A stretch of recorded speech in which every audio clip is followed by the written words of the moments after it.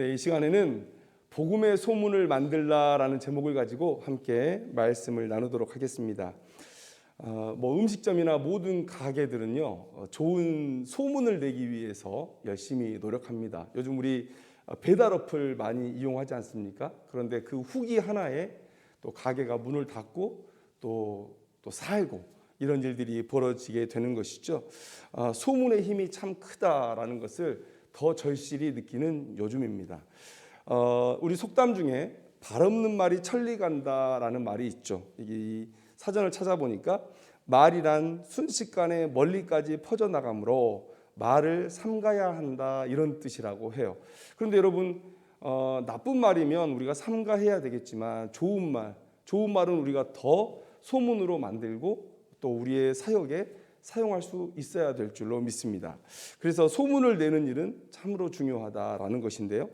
우리가 교회에서 전도를 하지 않습니까? 전도를 하다. 그런데 이 소문을 낸다 하고 다른 점이 뭘까를 한번 생각해 봤어요. 그런데 여러분, 전도는 어떻습니까? 내가 가진 내가 가진 진리를 전하는 것이죠. 이미 내가 듣고 영접하고 내가 경험한 하나님, 내가 경험한 구원에 대해서 다른 사람들에게 전할 수 있는 것입니다. 그런데 소문은 그렇지가 않습니다. 소문은 내가 들었지만 꼭 거기에 동의하지 않고 믿지 않아도 그렇게 전달할 수 있는 것이 소문이거든요. 사람들의 관심만 끌 수 있는 이슈면 말을 하기 좋아하는 사람들은 이 말을 계속해서 다른 사람들에게 전달하고 합니다. 그래서 여러분들, 예수님께서 이 예루살렘에서 또 갈릴리에서 사역하실 때 보면 예수님이 움직이는 모든 곳에 수만 명의 수천 명의 사람들이 몰려오죠. 왜 그렇게 몰려왔습니까? 예수님의 소문을 그들이 들은 것입니다. 야, 예수라는 사람이 우리가 듣도 보도 못한 얘기를 해, 놀라운 이적을 베풀어, 내가 한 번도 보지 못했지만 그렇게 건너 들은 예수님의 소식이 궁금해서 사람들은 예수님을 찾아오고 예수님을 따라다니는 그런 모습들을 볼 수가 있죠. 그래서 그들은 어떻게 되었습니까? 그렇게 소문을 듣고 예수님 앞에 나왔는데 예수님의 말씀을 듣고 예수님을 영접하고 구원의 자리로 나아가는 그런 놀라운 은혜가 그런 소문의 능력과 함께했다는 것 우리가 알 수가 있다는 것이죠. 오늘 본문에서도 다윗이 소문의 힘에 대해서 말하고 있어요. 시편 18편 44절의 말씀을 보니까 그들이 내 소문을 들은 즉시로 내게 청종하며 이방인들이 내게 복종하리로다 이렇게 말씀하고 있습니다. 자, 다른 나라들을 굴복시키는 길은 나의 강함을 입증하는 전쟁뿐이다라고 생각할 수가 있습니다. 내가 전쟁하는 나라들이 내게 굴복할 것이다. 그런데 오늘 이 다윗은 간접적인 방법도 있다는 것을 우리에게 얘기해 주고 있어요. 나의 강함을 경험한 누군가가 나에 대해서 전달함으로 많은 사람들이 내게 복종할 수 있다. 나의 소문을 듣기만 해도 그들이 나에게 복종할 수 있다라고 말을 해주고 있습니다. 여러분, 징기스칸이 어떻게 그렇게 넓은 대륙을, 이 아시아 끝에서부터 또 저 유럽 초입에 이르는 그런 엄청난 제국을 건설할 수가 있었을까요? 여러분, 이 징기스칸의 이야기를 우리가 들어보면 참 소문이 큰 역할을 했다라는 것을 우리가 알 수 있습니다. 만약에 모든 대적들과 전쟁하고 했다면 아마 그 나이에 그 모든 나라들을 다 굴복시키지 못했을 수도 있습니다. 그런데 징기스칸의 이런 전쟁의 탁월함은 몇 번의 전쟁을 통해서 이미 많은 나라에 소문이 나 있는 상태였어요. 그리고 그 강함에 대한 소문 외에 한 가지 더 중요한 소문이 뭐였냐면 항복한 나라는 그대로 살게 해준다는 거였어요. 여러분 한번 생각해 보십시오. 몽고라는 나라가 그렇게 인구가 많은 나라가 아닙니다. 전쟁에는 능한 나라요. 말을 사용하고 이런 그런 이동에는 특화된 민족일 수 있지만 그러나 인구가 많지 않아서 그 넓은 대륙에 자기 나라 백성들을 심어서 다스릴 수는 없는 일이죠. 그러면 이 몽고 이 나라가 원하는 것은 뭐냐면 그 정복한 나라들이 이 몽고를 임금의 나라, 왕의 나라로 대접하는 이 군신 관계를 유지해주고 그리고 조공을 바치고 이런 것들을 원했던 것이죠. 그래서 그 나라를 멸족시킬 필요가 없었던 거예요. 그래서 이 몽고군이 다가갈 때 그들이 성문을 열고 이 몽고군을 맞이해주면 그대로 모든 것들을 인정해주고 군신 관계만 유지하면 그 정권을 인정해줬단 말이죠. 그렇게 해서 이 징기스칸이 달려갈 때 많은 나라들이 성문을 열고 맞이해 줬다는 거예요. 그런데 대항하는 자들은 그 어떤 나라들보다 아주 잔인하게 응징해 줬다라는 것이 역사에 기록이 되어 있다는 것이죠. 여러분, 소문이 제국을 만들었다라고 해도 과언이 아닐 정도로 여러분 이 소문의 힘은 강력했다라는 것이죠. 여러분, 예루살렘 참 난공불락의 이 예루살렘이었는데 이슬람이 쳐들어왔을 때 성문을 열어줍니다. 왜 그러냐면 이 십자군 하에서 너무 고통과 핍박을 받았거든요. 그런데 이 진군하는 이슬람 군대는 항복하는 자들을 살려준다라는 그런 소문, 오히려 더 인격적으로 대해준다라는 그런 소문들이 나 있었기 때문에 오히려 예루살렘이 성문을 열고 그들을 받아들였다는 것을 역사는 기록하고 있습니다. 여러분, 직접적으로 나의 강함을 보여주는 것, 그 이상으로 이 소문에 대한 효과는 또 힘은 강력하다라는 것을 말해주고 있다는 것이죠. 다윗도 오늘 그러한 그림을 그리고 있다는 것을 오늘 우리가 알 수 있습니다. 다윗은 이렇게 생각하는 거예요. 나의 승리가 너무도 압도적일 것이고 따라서 나의 이 군대를 경험한 사람과 나라들은 나에 대한 이야기들을 전달할 것이고 많은 나라들이 나와 전쟁도 치르기 전에 내게 굴복할 것이다 라는 그런 그림을 그리고 있다는 것입니다. 자, 그러면 여러분 우리가 알아야 될 것은 그 승리가 과연 누구의 것이냐는 거예요. 다윗의 강함이냐? 아니라는 것이죠. 다윗이 이렇게 많은 나라들이 소문만으로 내게 굴복해 올 것이다 라고 말할 수 있는 그 근거는 바로 하나님의 능력, 하나님의 힘에 있었다는 것을 오늘 성경은 우리에게 얘기해 주고 있습니다. 오늘 우리가 시편 18편 앞에 보면 파란색으로 작은 글씨가 써 있는데 바로 이 시편 18편의 배경이 어디냐라는 것을 얘기해 주고 있는데요. 제가 한번 읽어드리겠습니다. 여호와께서 다윗을 그 모든 원수들의 손에서와 사울의 손에서 건져주신 날에 다윗이 이 노래의 말로 여호와께 아뢰어 이르되 이렇게 되어 있습니다. 가장 중요한 것은 사울의 손에서 하나님께서 건져내 주셨다라는 것이죠. 여러분, 다윗은 이 사울을 피해서 두 번이나 그 시대의 최고의 대적이었던 블레셋 지경으로 도피를 해야 했던 사람입니다. 첫 번째는요, 블레셋 지경에 있는 가드로 도망하면서 미친 척을 했어야 됐어요. 침을 흘리면서 미친 척을 했어야 됐고요. 두 번째는 아예 자기들의 무리를 이끌고 이스라엘 사람들, 유다 사람들에게 야 저놈 변절자야 라는 그런 말을 들을 것을 각오하고 블레셋 지경으로 들어갑니다. 심지어 블레셋이 남유다와 전쟁을 할 때 따라 나오기까지 해요. 하나님께서 은혜로 그를 다시 블레셋 지경으로 들이지 않으셨다면 물론 다윗은 유다의 왕으로 기름 부음을 받은 사람이기 때문에 전쟁에 참여하지는 않았겠지만 매우 곤란한 지경에 처할 수도 있는 그런 상황 가운데 있었다는 거예요. 그만큼 사울의 추격이 자신의 삶 가운데 끝날 것 같지 않아서 너무 힘들어서 그렇게 블레셋 지경으로 도망갔던 사람이었죠. 그래서 오늘 시편 18편 4절 5절 말씀에 이 다윗의 심경, 다윗의 처지를 얘기해 주고 있는데요. 뭐라고 얘기합니까? 사망의 줄이 나를 얽고 불의의 창수가 나를 두렵게 하였으며 스올의 줄이 나를 두르고 사망의 올무가 내게 이르렀도다. 이게 바로 다윗이 처한 상황이었다. 그런데 여러분, 다윗이 이때 할 수 있는 게 뭐였느냐? 자신은 아무것도 할 수 없었어요. 그런데 하나님께 기도하는 것은 할 수 있었다는 것이죠. 그래서 이 6절 상반절을 보면 내가 환난 중에서 여호와께 아뢰며 나의 하나님께 부르짖었더니 어떻게 되었습니까? 그 하반절을 보면 그가 그의 성전에서 내 소리를 들으시며 그의 앞에서 나의 부르짖음이 그의 귀에 들렸도다. 그 힘든 상황 속에서 내가 뭔가 해볼 수 있는 그런 여지가 아무것도 없는 상황 속에서 기도밖에 할 수 없었는데 그런데 기도했더니 하나님께서 듣고 응답하셨다라고 말씀하고 계세요. 여러분, 오늘 본문 7절에서 14절까지 하나님의 임재에 아주 다양한 모양들이 기록되어 있습니다. 자, 7절 보면 땅이 진동하고 산들의 터도 요동했다. 또 8절 말씀을 보면 그의 코에서 연기가 오르고 입에서 불이 나와 악한 자를 살랐다. 9절에 그가 또 하늘을 두리우시고 강림하시니 그의 발 아래는 어두컴컴하도다. 참 과학적인 표현이죠. 등잔 밑이 어둡다라고 했는데 하나님의 영광이 너무 밝으니까 여러분 그 아래는 어둠처럼 보이는 거예요. 그래서 여러분 이런 표현 자체가 얼마나 다윗이 하나님의 임재를 실제적으로 느끼고 있었느냐. 여러분 이것을 보여주는 표현이라고 생각을 해요. 또 10절 말씀을 보면 그룹을 타고 다니시고 바람 날개를 타고 높이 솟아오르셨다. 12절 말씀에 하나님 앞에 광채가 있고 그분으로 인해 빽빽한 구름이 지나며 우박과 숯불이 내렸다. 13절에 하늘에서 우레소리를 내신다. 14절에 번개를 치게 하셨다. 여러분 진짜 문자적으로 이렇게 하나님께서 임하신 건 아니에요. 동시에 몇 가지 모습입니까?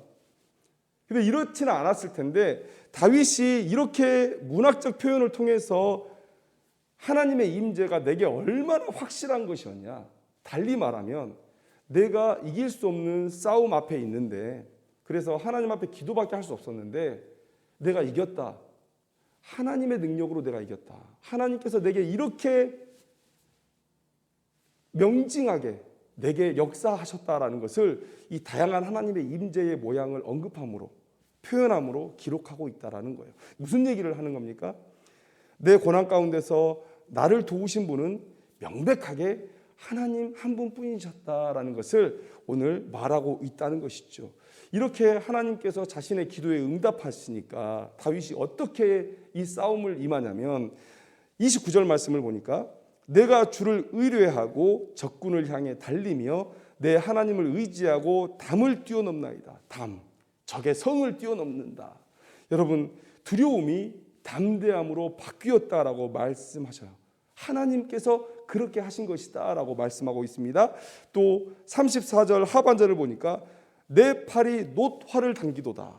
여러분 이렇게 동상 같은 거 보면 활 시위를 당기고 있는 동상들 있잖아요. 그게 놋활이겠죠. 여러분 이 불가능한 일이죠. 어떻게 사람이 놋활을 당깁니까? 그런데 진짜 불가능한 일인데 하나님께서 능력을 주셔서 더 불가능한 능력으로 그 일들을 성취했다라는 표현을 하는 거예요. 그러니까 감히 상상할 수 없는 일을 하나님의 능력으로 내가 성취해냈다. 이 승리를 쟁취했다라고 말하고 있는 것입니다. 여러분 다윗은 자신의 두려운 마음을 담대함으로 바꾸시고 또 강한 능력을 주셔서 전쟁에서 승리케 하신 분이 하나님이시다라고 오늘 얘기를 한 거예요.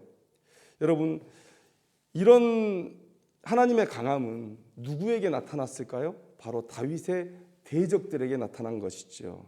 그래서 다윗과 전쟁을 했던 모든 나라들은 압도적인, 도저히 자신의 군대로서는 손써볼 수 없는 그런 패배를 경험했을 것이고, 이런 압도적인 패배는 바로 다윗의 강함에 대한 소문들을 만들어냈을 것입니다.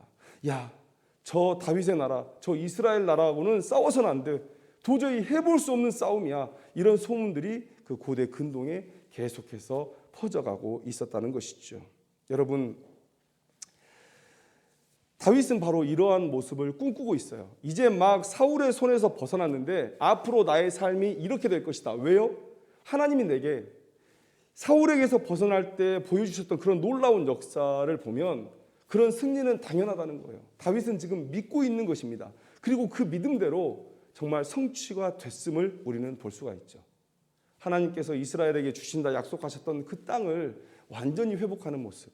남쪽으로는 애굽에서부터 북으로는 유브라데 강까지 그 긴 나라, 두 문명을 연결하는 그 대제국을 다윗이 건설했던 것을 우리가 볼 수가 있다는 것이죠. 그런데 여러분 오늘 본문을 보면 다 자기 얘기하는 것 같아요. 내 소문을 들은 즉시로 내게 청종하고 이방인들이 내게 복종하고. 여러분 이 말에 어떤 의도가 담겨 있을까요? 진짜 다윗은 내 나라가 확장되고 그래서 나의 영광이 드높여지는 것, 이것이 자신이 바라는 그런 인생의 목적이라 이렇게 얘기하고 있는 것일까? 여러분 그렇지 않습니다.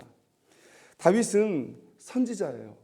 그래서 자신이 왕으로 다스리는 이 이스라엘이 하나님의 나라라는 사실을 다윗은 알고 있었던 거예요.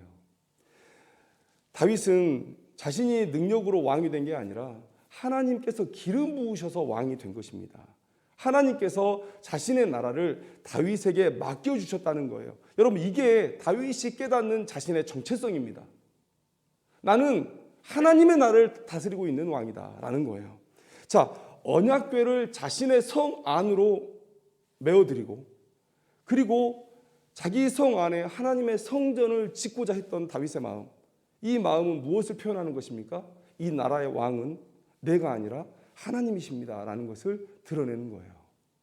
또 다윗이 사는 날 동안 다윗이 가장 많이 했던 행위 바로 기도.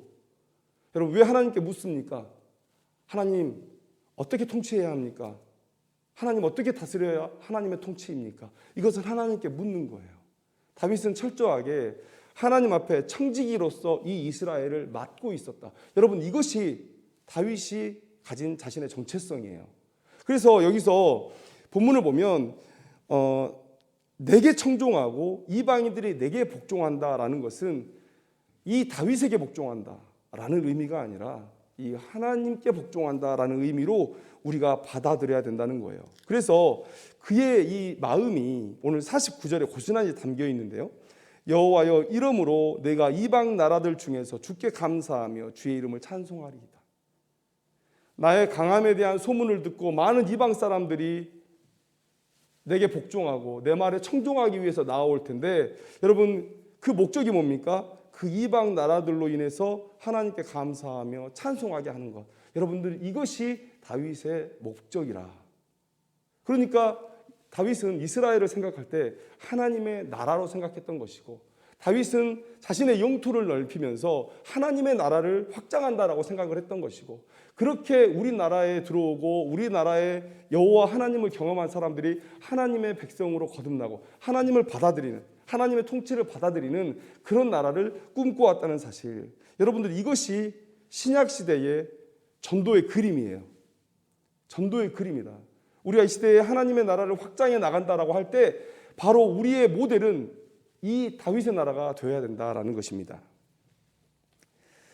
자, 그래서 결론적으로 말씀드리면 다윗은 하나님을 의지하는 자는 당연히 승리할 것이다. 그런데 그 승리는 너무도 압도적이어서 많은 나라에 소문이 날 것이고, 그렇게 많은 나라들은 하나님께 굴복할 것이고, 그렇게 하나님의 나라는 확장되어 갈 것이다. 오늘 그 얘기를 우리에게 말해주고 있는 것이죠. 그러면 여러분, 우리의 사명, 이 시대에 하나님께서 원하시는 우리의 사명은 무엇이냐? 소문을 통하여 하나님의 나라를 확장하는 이 모습이 바로 우리의 모델이 되어야 된다라는 거예요. 여러분, 하나님은 우리를 너무도 사랑하시고 또 이 땅에 아직 복음을 듣지 못하는 많은 사람들이 있기 때문에, 그들을 사랑하시기 때문에 우리의 삶에 하나님은 매우 적극적으로 개입하실 거예요. 그리고 그 하나님의 개입하시는 역사하심은 매우 신비할 것이고, 그래서 사람들은 이 사건을 매우 신기하게 여길 것이고, 그래서 항상 이슈가 될 것입니다. 소문의 거리를 다 가지고 있어요. 하나님께서 내 삶에 역사하셨다, 하나님께서 우리 가운데 역사하셨다. 여러분, 이것은 매우 신비한 일이고, 그래서 신기하고, 그래서 말 전하기 좋아하고 말 만들기 좋아하는 사람들에게 항상 좋은 이슈로, 좋은 소문거리로 받아들여지게 될 거예요. 여러분, 역사 속에서 항상 그래왔다니까요. 아브라함이 복을 받아서 가나안 일대에서 큰 부자가 되었던 일, 그리고 그가 조카 롯을 구하기 위해서 네 나라, 이미 승전하고 돌아가는 네 나라의 왕들을 무찌른 일, 또 이삭이 그랄에서 100배의 소출을 얻었던 일, 또 요셉을 통해서 하나님께서 바로와 그 집, 또 애굽 고대 군동의 모든 사람들을 구원하신 일, 여러분, 또 예수님께서 오시기 전까지 이스라엘을 지키신 모든 일들, 여러분, 이런 승리를 통해서 하나님의 소문이 점점 퍼져나간 것이죠. 여러분, 아브라함의 복받은 이야기는요, 하나님께서 아브라함에게 복 주신다라는 그런 이야기로 주변 햇사람들에게 이미 받아들여지고 있는 일이었어요. 햇사람이 여호와의 이름을 얘기한다니까요. 그 다음에 이삭은 그 지경의 다른 사람들에게 시기 질투를 살 정도로 부유했다. 하나님께서 그를 복 주셨다. 사실 산술적으로는 불가능한 복을 이 요셉이 받은 것이죠. 어떻게 땅의 소출이 100배가 나옵니까? 또 요셉은 우리가 너무 잘 알고 있는 대로 애굽의 바로의 입을 통해서 하나님을 인정하게 하고 하나님을 칭송하게 했다. 여러분, 이런 일들, 항상 하나님의 역사하심은 신비하고 그래서 신기하고 항상 이슈가 돼서 다른 사람들에게 전달되어졌어요. 여러분, 이 승리의 역사가 지금 이 신약의 시대에도 계속 되어지고 있다는 거예요. 구약 시대에는 하나님의 승리에 대한 매우 직접적인 교훈을 주시기 위해서 물리적인 승리를 우리에게 주셨다면, 여러분, 신약 시대에는 사랑과 섬김의 왕으로 오신 예수님을 전하기 위해서 영적인 승리, 예수님의 성품으로 승리하는 교회를 우리에게 보여주셨어요. 그래서 여러분, 어떤 사람들에게는 이 교회가 나아가는 길이 패배자의 모습일 수도 있습니다. 그런데 그것이 승리라는 것을 예수님께서 이미 자신이 십자가를 지시고 십자가의 달리심으로 우리에게 보여주셨다는 사실이에요. 세상이 패배로 볼지언정 너희들은 승리하고 있는 것이다. 그런데 여러분, 교회에서 우리의 희생, 우리의 박해, 우리의 순교를 통해서 하나님의 복음이 계속해서 전파되어지는 모습, 그 승리의 모습을 하나님께서 사도행전에 고스란히 담아두셨다라는 거예요. 이 땅의 교회가 승리하고 있다. 그리고 우리가 바라야 할 승리의 모델은 바로 사도행전의 모습이다라는 것을 우리에게 말씀하고 있다는 것이죠. 말씀으로 예수를 영접하고 마음이 성전된 자들이 세계 곳곳에 흩어져서 하나님의 통치를 드러내는 일, 이것이 사도행전에서 보여주는 하나님의 승리, 하나님의 나라의 확장이고, 오늘 이 시대에 우리가 그런 하나님의 나라의 확장의 사명을 감당해야 된다. 여러분, 이게 우리의 사명이라는 거예요. 그렇다면 다윗이 말한 대로 우리에게서 압도적인 승리의 역사가 나타나야 돼요. 압도적인 승리의 역사. 야, 저 사람 하나님의 사람이야. 저 사람 건드리면 안 돼. 야, 교회 욕하지 마. 벌 받아. 죄 받아. 여러분, 이런 얘기 저 어렸을 때 들었거든요. 누가 감히 교회를 욕하고 하나님을 욕합니까? 그런데 우리에게서 승리의 역사가 없어요. 우리에게만큼 하나님은 살아계신 하나님이 아닌 거예요. 죽어 계신 하나님이지. 다른 사람들이 우리를 통해서 승리의 경험을 하지 못해요. 여러분, 다시 한번 말씀드리지만 하나님은 우리의 삶에 개입하셔서 하나님께서 사랑하시는 자를 구원하기를 원하세요. 우리의 삶을 승리로 이끌어가기를 원하세요. 그래서 하나님은 우리의 삶에 우리가 요청하는 대로 적극적으로 개입하십니다. 다윗이 아무것도 할 수 없는 그 지경에서 기도할 때 하나님께서 역사하셨던 것처럼 하나님은 우리가 부르짖을 때 역사하시려고 준비하고 계시는 거예요. 그러면 우리가 기도했을 때 하나님의 능력이 우리와 함께하고, 그래서 그렇게 하나님의 개입된 사건은 매우 신비하고 사람들에게 신기하게 여겨지고, 그래서 항상 이슈를 만들어내고 담을 넘어서 이 소문이, 교회의 승리의 소문이 세상 속에 퍼져가는 것입니다. 여러분, 우리가 이런 일들을 감당해야 되는 거예요. 그래서 우리의 모습을 보고 하나님을 몰랐던 많은 이방 사람들이 이 하나님의 말씀을 청종하게 되고 하나님 앞에 복종하게 되는 그런 일들이 우리에게서 나타나야 된다는 것이죠. 그런데 여러분, 우리가 과연 그러한 모습들을 나타내고 있느냐라는 거예요. 여러분, 소문의 장점이 뭐냐? 이거 한 가지 꼭 언급해 드리고 싶어요.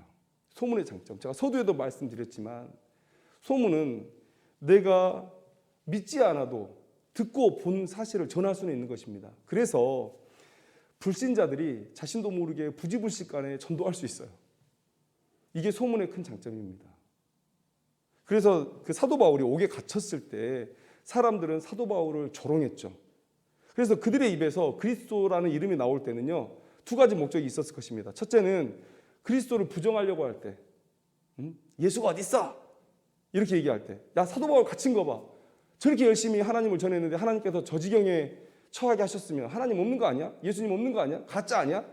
또 두 번째는 사도 바울의 명성을 깎아내리려고 할 때, 저거 이단의 전도자다. 이런 목적이 있었을 거예요. 그런데 사도 바울이 이렇게 얘기합니다. 빌립보서 1장 18절 말씀에, 그러면 무엇이냐? 거칠애로 하나 참으로 하나 무슨 방도로 하든지 전파되는 것은 그리스도니 이로써 나는 기뻐하고 또한 기뻐하리라. 여러분, 그들의 입을 통해서 전파되는 그리스도가 긍정적이었겠어요?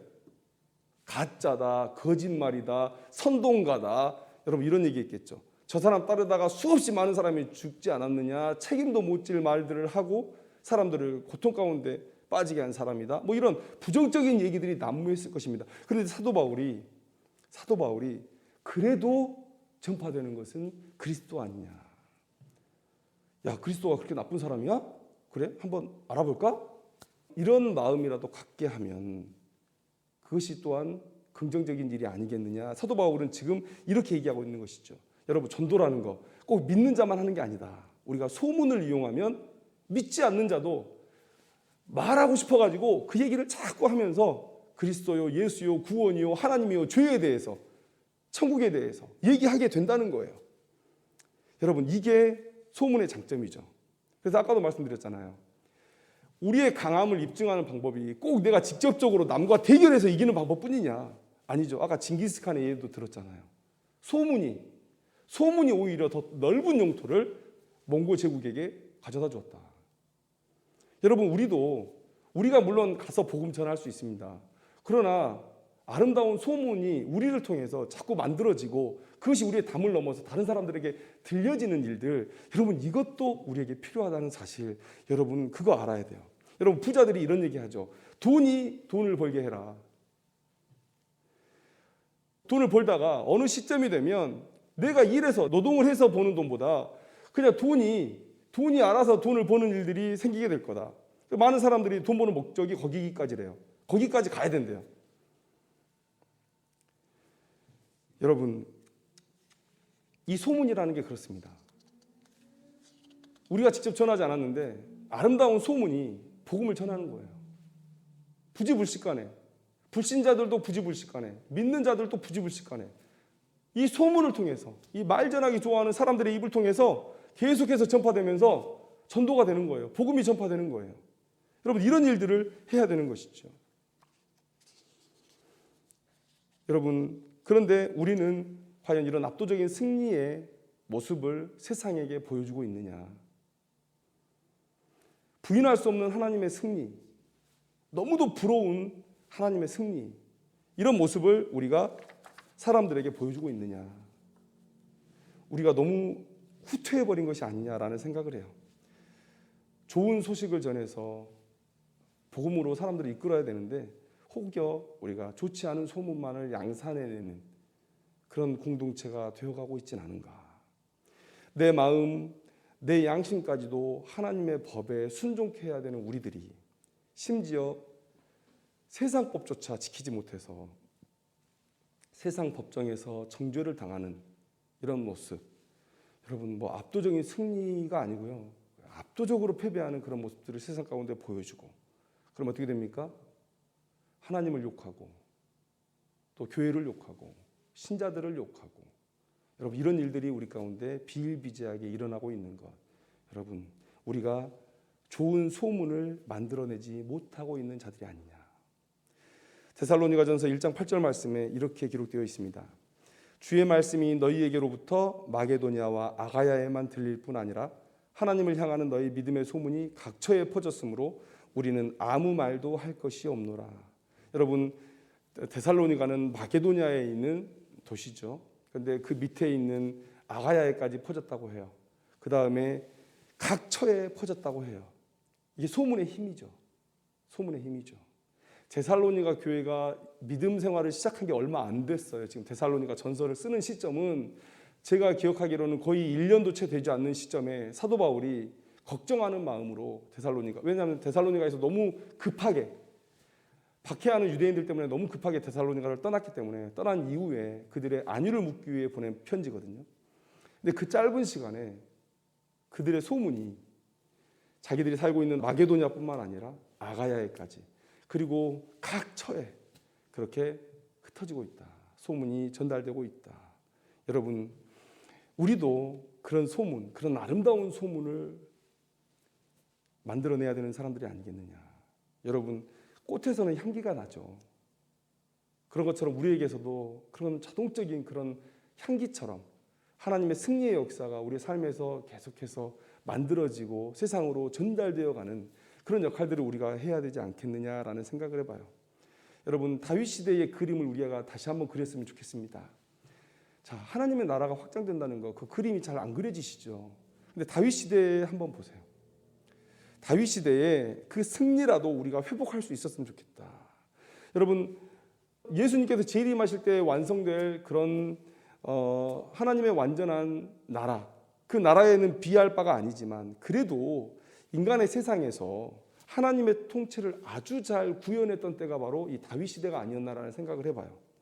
다윗성 안에 언약궤가 있고 또 찬란한 성전이 있고 그리고 모든 백성들이 하나님을 알고 섬기고 하나님을 두려워했고 그리고 다윗과 모든 백성들이 힘을 합쳐서 어떻게 하면 하나님을 더 영광스럽게 찬양할까를 연구하고 몰두했던, 그런데 그런 때에도 이방 나라들은 오히려 이 이스라엘을 침범할 생각을 하지 못하고 오히려 이스라엘의 영광과 권위는 더 강해져만 가던 그때, 여러분 이때의 다윗 시대의 그 이스라엘의 모습을 한번 생각해 보면 우리가 나아가야 할 이 교회의 모습, 우리가 확장해야 할 이 하나님의 나라의 모습이 어떠해야 하는지를 조금은 감을 잡을 수 있으리라 생각을 합니다.